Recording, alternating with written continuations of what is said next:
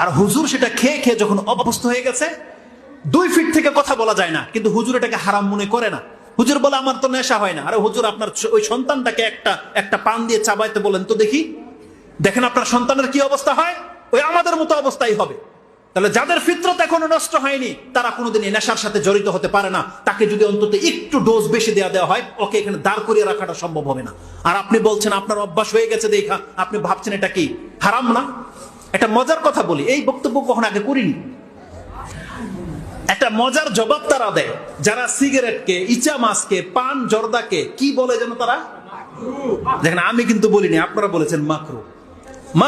মাকরু মাকরু হাত, এটা কিন্তু আরবি শব্দ, একটা মাকরু আরবি শব্দ না, এটা একটা বাংলা তো হবে তাই না? কি বাংলা হবে? হারাম, খারাপ, অপছন্দনীয়। আচ্ছা, যদি মাকরুর ট্রান্সলেট আমরা বাংলায় অপছন্দনীয় করি, কার কাছে অপছন্দনীয়?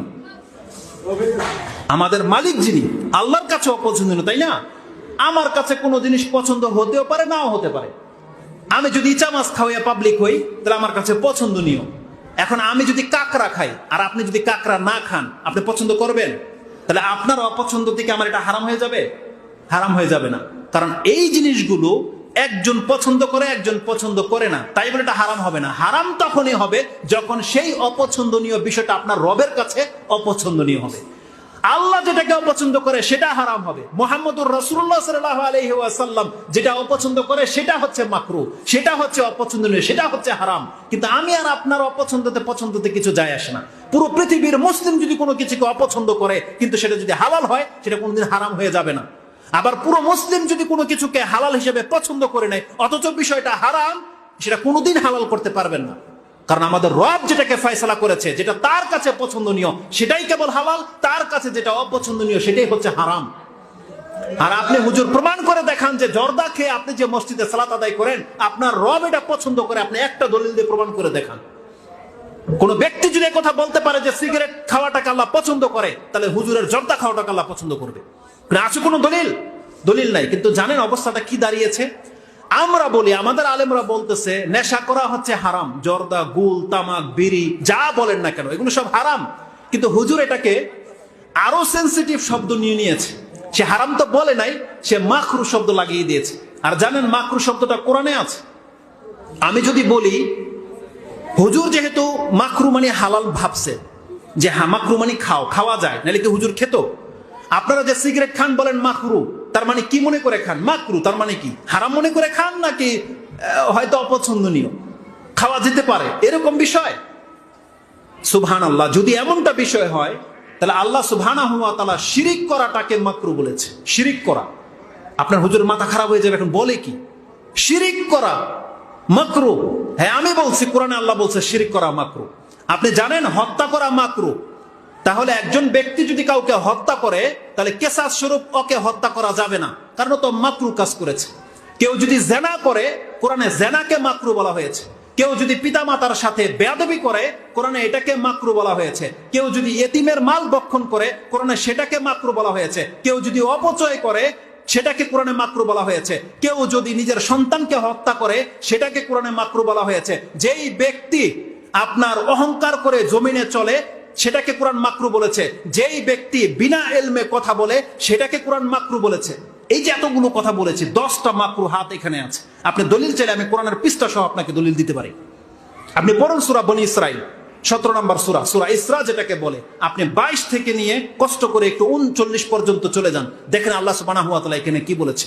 আল্লাহ শুরুই করেছে ওয়ালা তাজআল মা আল্লাহি ইলাহান আখার ফাতাকুদা মাযমুমান মাখজুলা। হে নবী, খবরদার আপনি আপনার রবের সাথে অন্য কোন ইবাদত বন্দেগীর ক্ষেত্রে আপনি কোন মাবুদ স্থির করবেন না, তাহলে আপনাকে কিন্তু জাহান্নামের মধ্যে নিন্দনীয় অবস্থায় ফেলে দেওয়া হবে। এটা মুহাম্মদুর রাসূলুল্লাহ সাল্লাল্লাহু আলাইহি সাল্লামকে আল্লাহ বলেছে। তারপরে বলেছে ওয়াকাদা রাব্বুকা আল্লা তা'বুদু ইল্লা ইয়াহু, আপনার উপরে ফয়সালা করে দেওয়া হয়েছে আপনার রবেরই একমাত্র ইবাদত করবেন, আপনার রবের সাথে অন্য কাউকে নয়। ওয়াবিল ওয়ালিদাইনি ইহসানা, এবং বলা হয়েছে পিতামাতার সাথে সদাচরণ করতে। ইহসানা ইম্মা ইয়াবলুগান্না ইনদাকাল কিবারা আহাদুহুমা আও কিলাহুমা ফালা তাকুল লাহুমা উফ ওয়ালা তানহারহুমা ওয়া কুল লাহুমা কাওলান কারীমা ওয়াখফিদ লাহুমা জানাহা যুল্লি মিনার রাহমাতি ওয়া কুর রাব্বিরহামহুমা কামা রাব্বায়ানি সাগীরা। এই আয়াত থেকে শুরু হয়েছে একেবারে আল্লাহ সুবহানাহু ওয়া তাআলা বলেছেন, ওয়ালা তাকফু মা লাইসা লাকা বিহি ইলম ইন্নাস সামআ ওয়াল বাসারা ওয়াল ফুআদা কুল্লু উলাইকা কানা আনহু মাসউলা। তারপরে আল্লাহ বলেন কুল্লু যালিকা কানা সাইয়্যুহু ইনদা রাব্বিকা মাকরুহা। এই আয়াতটা আমার দেখানোর দরকার ছিল আপনাকে।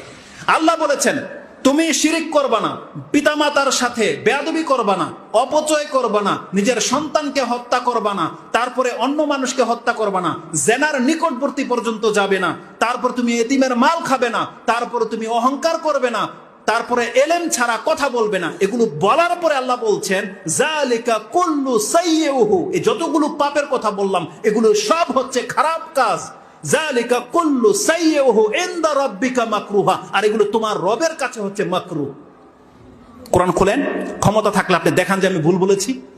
কোরআনে আল্লাহ বলছেন সমস্ত পাপগুলো তোমার রবের কাছে মাকরুহ। তাহলে আপনি হুজুর নিজেই যখন ফতোয়া লাগিয়ে নিয়েছেন জর্দা খাওয়া মাকরুহ, তাহলে আপনার রবের কাছে যখন মাকরুহ, সেটা আপনার জন্য হালাল কি করে হয়ে গেল?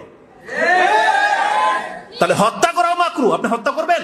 জেনা করাও মাকরুহ, কি কোথায় যাবেন আপনি? তাহলে মাকরুহ শব্দ বলি যে আপনারা ফেঁসে গেছেন। যদি হারাম মেনে নেন তাহলে ঠিক আছে, হারাম তো বহু আছে, চলবে, কিন্তু মাকরুহ বললে আপনি ফেঁসে যাবেন। কারণ আল্লাহ বলছেন কুল্লু যালিকা কানা সাইয়্যুহু ইনদা রাব্বিকা মাকরুহা, এগুলো সব তোমার রবের কাছে মাকরুহ। আর আপনি জর্দাকে মাকরুহ বলে দিয়ে খেয়ে ফেলতেছেন, সিগারেটকে মাকরুহ বলে দিয়ে খেয়ে ফেলতেছেন, তাহলে আপনি বড় বিপদে পড়বেন। তাহলে আপনি তো, আমরা তো বলতেছি হারাম, আপনি সেই পাপটাকে শিরকের সাথে গিয়ে লাগিয়ে দিয়েছেন, আর বিপদে পড়ে যাবেন আপনি। তো যাই হোক, আলা কুল্লি হাল ওলামাদের ব্যাখ্যা এটা নয়। তো এটা যেহেতু শব্দের কারণে আপনার কাছে ওইখানে চলে গেলাম যে আল্লাহ বলছেন এগুলো সব হচ্ছে তোমার রবের কাছে অপছন্দনীয়। তাহলে হত্যা করা যেমন অপছন্দনীয়, আপনার এই দ্রব্য, নেশাদার দ্রব্য, নোংরা জিনিস, এটাও আপনার রবের কাছে অপছন্দনীয়। এখান থেকে বাঁচতে বলা হয়েছে।